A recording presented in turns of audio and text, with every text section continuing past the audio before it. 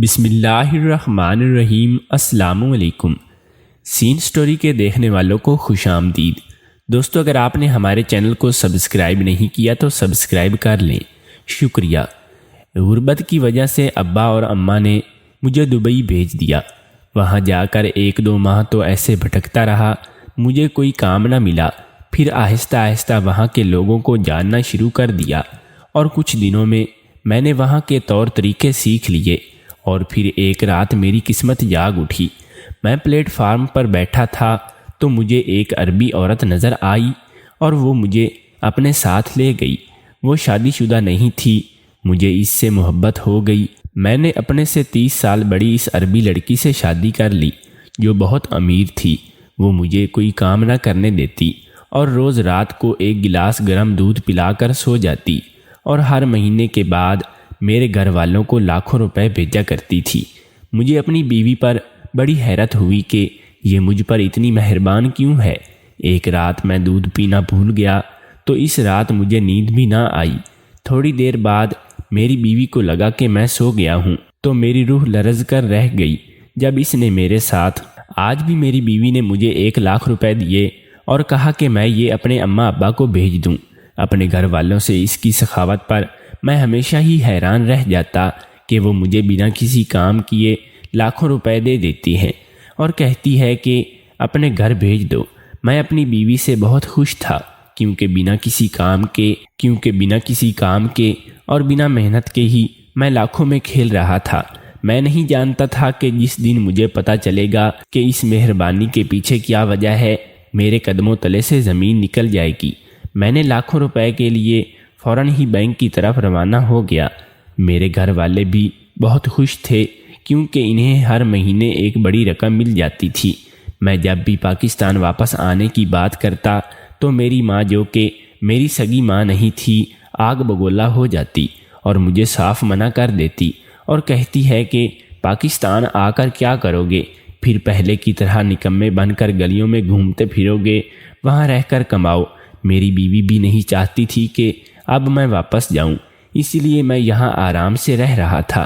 میں جب بھی واپس جانے کی بات کرتا تو میری بیوی نوٹوں سے میرا منہ بند کر دیتی اور کہتی کہ وہ میرے بغیر نہیں رہ سکتی۔ وہ مجھ سے عمر میں کئی سال بڑی تھی۔ پہلے میں پاکستان میں ملازمت کے سلسلے میں دبئی آیا تھا، لیکن یہاں آ کر میری قسمت پلٹ گئی۔ میں لاکھوں میں کھیل رہا تھا، بہترین گھر میں رہتا اور پیسوں کی بھی کوئی کمی نہیں تھی۔ مجھ پر ایسا انکشاف ہوا کہ جب میں اپنی بیوی سے ٹکرایا، اس نے مجھے پوچھا کہ کیا بات ہے، میں پریشان ہوں، اور جب میری پریشانی کی وجہ پوچھی تو میں نے اسے بتایا کہ مجھے پیسوں کا مسئلہ ہے۔ اس نے کہا کہ میں اکیلی ہوں، مجھ سے شادی کر لو، میں تمہارا سارا خرچہ اٹھاؤں گی۔ پردیس میں اس سے اچھی بات کیا ہو سکتی تھی؟ مجھے بیوی بھی مل جاتی اور پیسوں کا مسئلہ بھی حل ہو جاتا۔ میں نے بنا سوچے سمجھے اس عربی عورت سے شادی کر لی تھی اور یوں مجھے ہر مہینے گھر بھیجنے کے لیے لاکھوں روپے مل جاتے تھے۔ کبھی کبھی بہت حیران ہوتا کہ وہ مجھ سے کوئی کام نہیں کرواتی اور نہ ہی مجھے کچھ کرنے دیتی ہے۔ میں سارا دن گھر میں رہتا اور وہ خود کام کرتی، کبھی مجھے کچھ نہیں کہتی بلکہ میری خدمت کرتی، اور رات ہوتے ہی مجھے بستر پر دودھ تک لا کر دیتی تھی۔ اپنی قسمت پر حیران ہونے کے ساتھ ساتھ بہت خوش بھی تھا۔ سارا دن گھر میں رہنے کی وجہ سے مجھے بھوک کم لگتی تھی۔ کچھ دن پہلے وہ رات کو میرے پاس دودھ کا گلاس لے کر آئی تو میں نے اسے پینے سے منع کر دیا کیونکہ میرا پیٹ بھرا ہوا تھا، لیکن وہ ضد کرنے لگی کہ مجھے دودھ پینا پڑے گا، اور جب تک میں نے پورا گلاس ختم نہ کر لوں وہ میرے سر پر کھڑی رہتی۔ تھوڑی دیر میں ہی مجھے نیند آنے لگی۔ اگلے دن بھی اس نے ایسا ہی کیا۔ میری لاکھ انکار کے باوجود وہ مجھے دودھ پلا کر ہی مانی۔ میری سمجھ بھی نہیں آ رہا تھا کہ وہ کیوں زبردستی میرے پیچھے لگ کر دودھ پلاتی ہے۔ میری بیوی عمر میں مجھ سے کافی بڑی تھی، لیکن مجھے اس کی عمر سے کوئی مسئلہ نہیں تھا۔ وہ بھی بنا کسی کام کے مجھے اتنا پیسہ دے رہی تھی کہ مجھے تو اس کی عمر اور اس کے سفید بال بھی نظر آنا بند ہو گئے تھے۔ رات ہوتے ہی وہ آج بھی دودھ کا گلاس پکڑ کے میرے سامنے کھڑی تھی۔ مجھے نہیں پینا یار، روز روز پی پی کر میرا جی متلانے لگا ہے، میں آج بالکل بھی دودھ نہیں پیوں گا۔ لیکن یہ ایک دفعہ پھر اپنی ضد پر اڑ گئی۔ میں نے کہا ٹھیک ہے، یہاں رکھ دو، میں پی لیتا ہوں۔ وہ مجھے گھورنے لگی۔ میں نے اسے یقین دلایا کہ میں پی لوں گا، تم پریشان نہ ہو۔ وہ جیسے ہی دودھ رکھ کر کمرے سے نکلی، میں نے فٹافٹ سے سارا دودھ باتھ روم میں بہا دیا اور واپس اپنی جگہ پر آ کے لیٹ گیا۔ میں جانتا تھا کہ وہ دودھ پلانے پر اتنا زور کیوں دیتی ہے۔ تھوڑی دیر کے بعد جب وہ کمرے میں آئی تو آتے ہی اس نے دودھ کا خالی گلاس دیکھا۔ میں آنکھیں بند کیے سونے کی بھرپور ایکٹنگ کر رہا تھا۔ اس نے ایک نظر مجھ پر ڈالی اور بستر پر آ کر بیٹھ گئی۔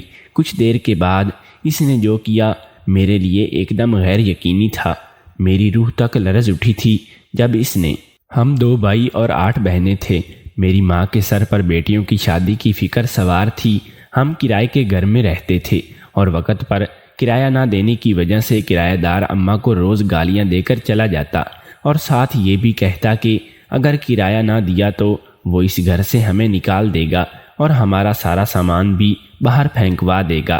اماں مجبوری کی وجہ سے روز روز کی بے عزتی سے تنگ آ چکی تھی۔ میری عمر اس وقت 10 سال تھی۔ جس جگہ بھی کام پر جاتا تو وہ یہ کہہ کر مجھے واپس بھگا دیتے کہ ابھی تیری عمر کم ہے، تجھ سے کام نہیں ہوگا، اور میں تھا بھی چھوٹا، ابھی اس لائق نہیں تھا کہ میں کام کر سکوں۔ لیکن کیا کرتا، جب اپنی اماں اور بہنوں کو دیکھتا تو میرا سر شرم سے نیچے ہو جاتا۔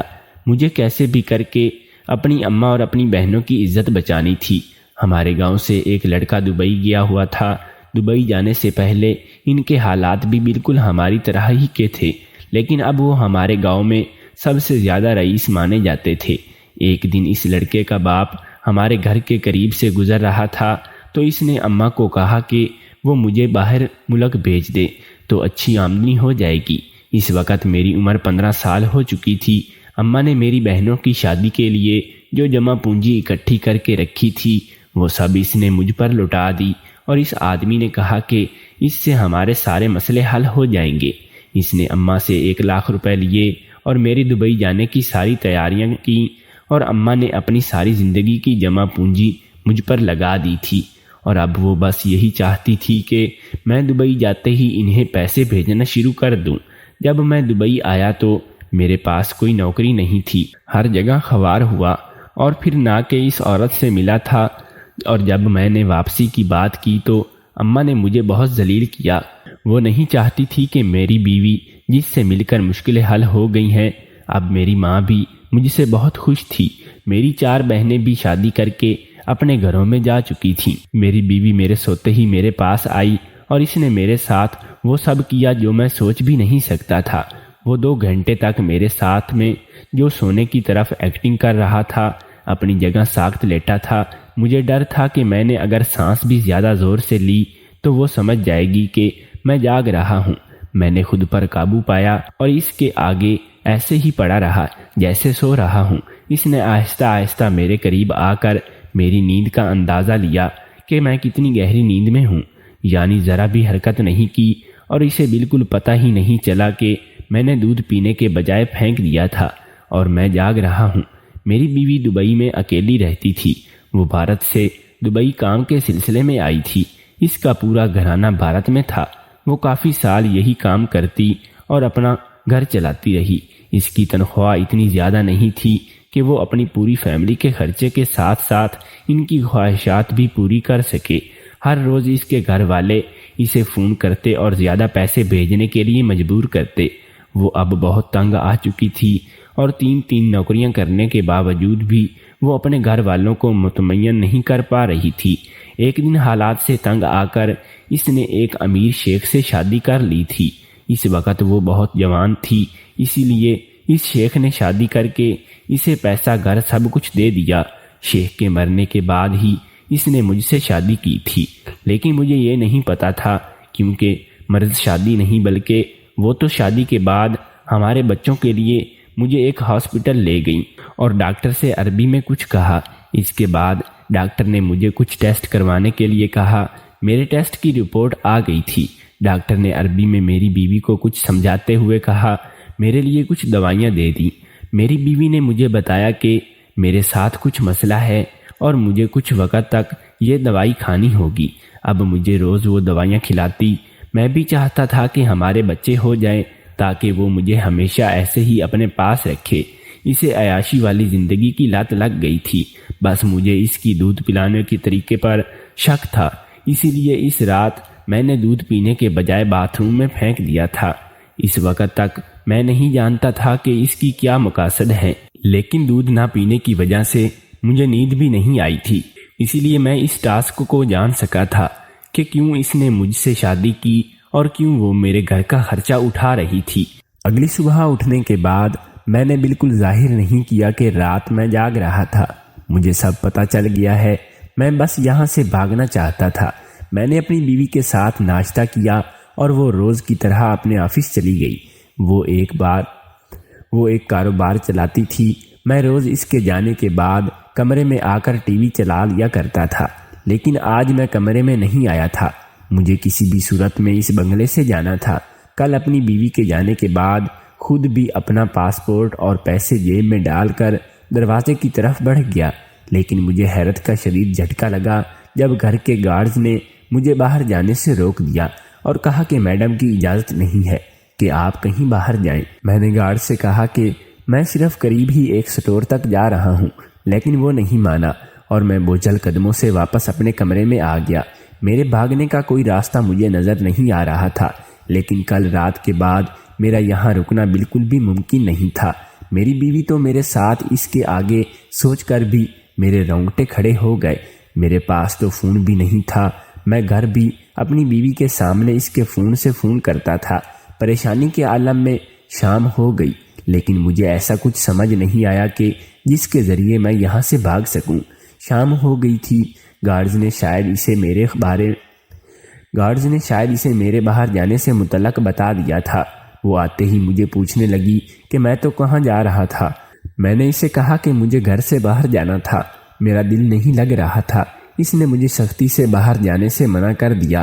میرے پوچھنے پر اس نے کہا کہ کچھ قانونی مسائل ہیں اور اس کی دشمنیاں بہت ہیں، اس لیے وہ نہیں چاہتی کہ مجھے نقصان ہو۔ میں سچ جاننے کے باوجود بھی اس کے آگے کچھ نہیں کہہ سکا۔ میں اس کے ٹکڑوں پر پلتا تھا، لیکن میں کیا، میرا پورا گھر ہی اس کی وجہ سے چل رہا تھا۔ بس مجھے اب یہاں نہیں رہنا تھا۔ میں نے دل ہی دل میں یہاں سے نکلنے کے لیے دعا کی۔ رات بھر وہ دودھ کا گلاس لے کر آئی۔ اب تو میں جان گیا تھا کہ وہ دودھ پلانے کے بعد میرے ساتھ کیا کرنے والی ہے، تو پھر میں نے دودھ کیسے پی لیتا۔ میں نے آج بھی دودھ لے کر اسے رکھ لیا اور مجھے انتظار کرنا تھا کہ وہ کب کمرے سے نکلے اور میں دودھ پھینک دوں۔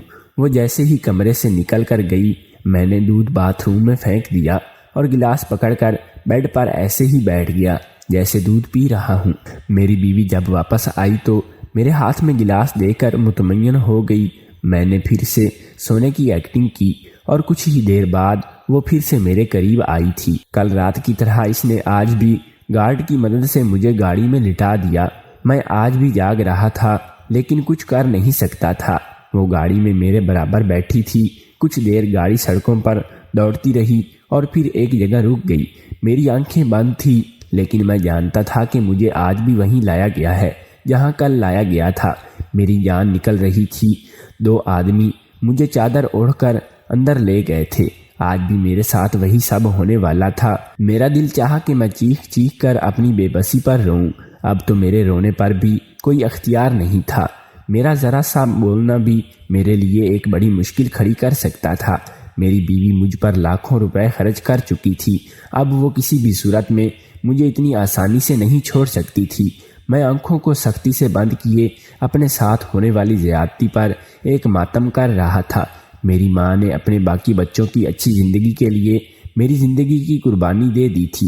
میں نے جب بھی اپنی ماں سے کہا کہ مجھے یہاں کام نہیں مل رہا، میں واپس آ جاتا ہوں، تو وہ ہمیشہ مجھے کوستی اور کہتی کہ کچھ بھی کر، لیکن وہیں رہ کر پیسے کما۔ اور جب شادی کے بعد میں نے اپنی ماں کو ہر مہینے لاکھ روپیہ بھیجا، اس نے تب بھی مجھ سے نہیں پوچھا کہ یہ اتنا پیسہ کہاں سے آتا ہے۔ آج اپنے گھر والوں کی ضروریات کو پورا کرنے کے لیے میں اس غیر ملک میں اس طرح سے پڑا ہوں کہ میرے ساتھ میری بیوی وہ کچھ کر رہی تھی جو کوئی اپنے دشمن کے ساتھ کرنے سے پہلے بھی سوچتا ہے۔ رات کے وہ 2 گھنٹے میری زندگی کا سب سے مشکل وقت تھا۔ ان 2-2.5 گھنٹوں کے بعد مجھے واپس گاڑی میں ڈال دیا گیا اور ہم پھر ایک دفعہ گھر آ گئے تھے۔ آج بھی پیسے بھیجنے کا دن تھا اور اسی دن میں مہینے میں ایک دفعہ اپنی ماں کو فون کرتا تھا۔ آج جب میں نے اسے فون کیا تو میری بیوی میرے ساتھ نہیں تھی۔ اس وقت مجھے فون دے کے کمرے سے نکل جایا کرتی تھی۔ میرا دل چاہا کہ آج میں اپنی ماں کے آگے پھوٹ پھوٹ کر رو دوں اور انہیں اپنی زندگی کی حقیقت سے آگاہ کر دوں، لیکن فون اٹھاتے ہی میری ماں نے پہلے پیسوں کا پوچھا اور پھر مزید پیسے بھیجنے کا تقاضا کرنے لگی۔ میری پانچوں بہن کی شادی سر پر تھی اور وہ بہت ہی دھوم دھام سے شادی کرنا چاہ رہی تھی۔ میری ماں کے اپنے مسئلے اتنے تھے کہ میں کچھ کہہ نہیں سکا اور وہ بس سرسری سا میرا حال پوچھ کر فون رکھ چکی تھی۔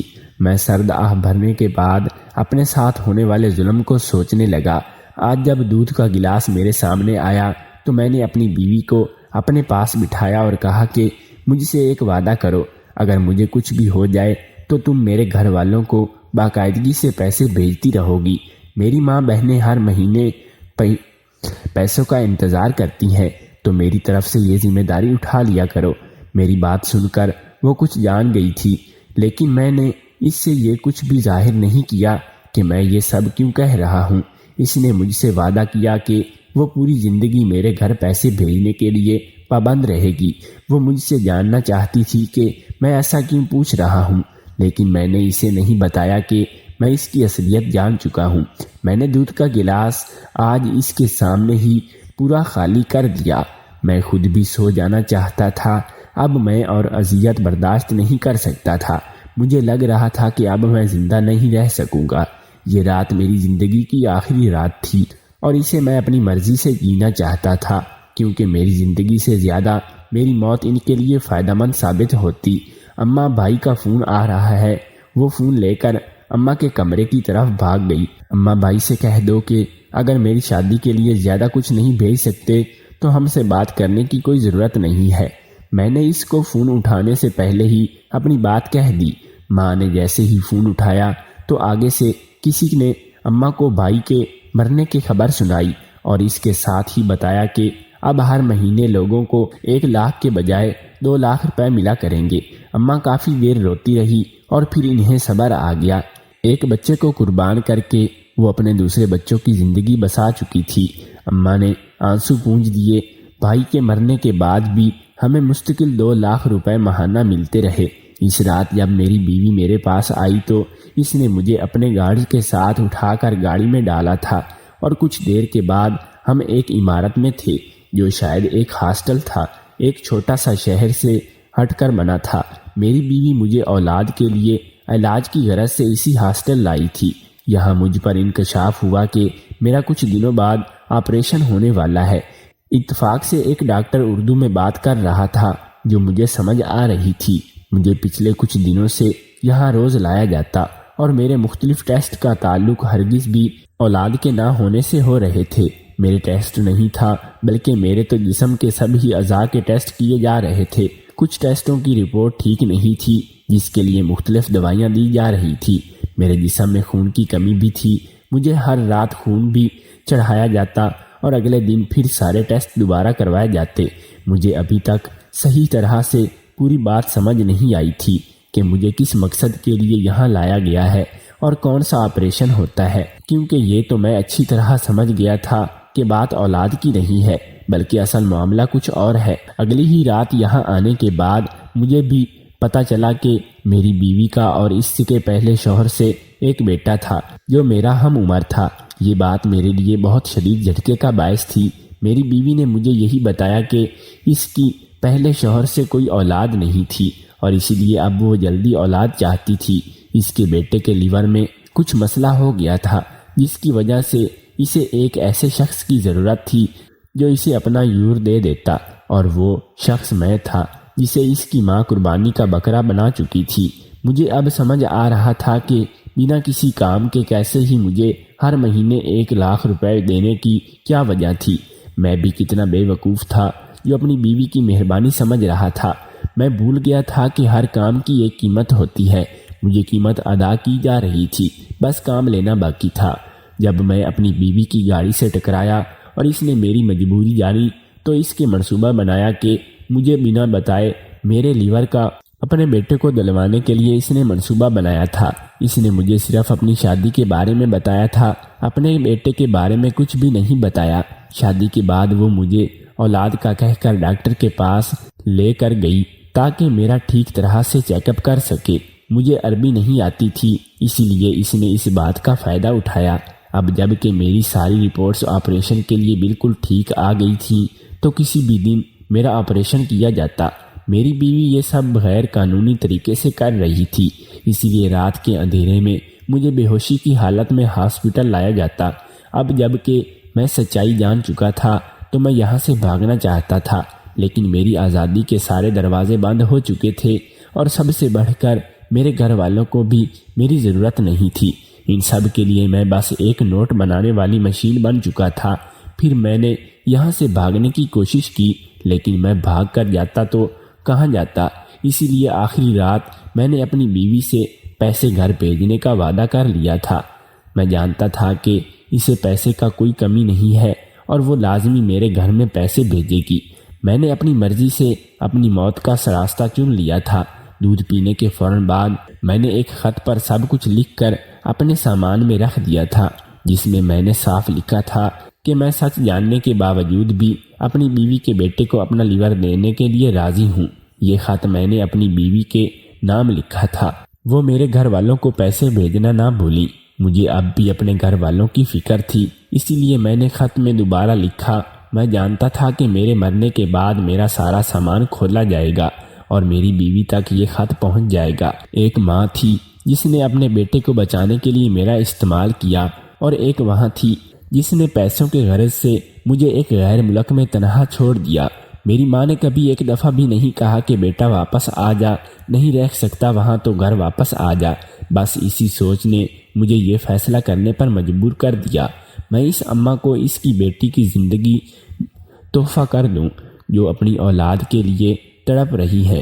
میری سوتیلی ماں بھی اپنے بچوں کا بھلا چاہتی تھی، بس ایک میں ہی تھا جس کی زندگی بہت سی زندگیاں بدل سکتی تھی۔ میں نے وہ قدم اٹھا لیا جس کے بارے میں کوئی انسان سوچ بھی نہیں سکتا تھا۔ کبھی کبھی پیسہ جان سے زیادہ قیمتی ہوتا ہے اور کبھی کبھی جان پیسے سے زیادہ قیمتی ہوتی ہے۔ میری بیوی کے لیے اس کے بیٹے کے جان پیسوں سے کہیں زیادہ قیمتی تھی، اور میری ماں کے لیے میری جان سے زیادہ پیسہ ضروری تھا۔ سب کی اپنی مجبوریاں تھیں، اور پھر اس آپریشن کے بعد ایک زندگی ختم ہوئی تھی تو دوسری زندگی آباد ہوئی تھی۔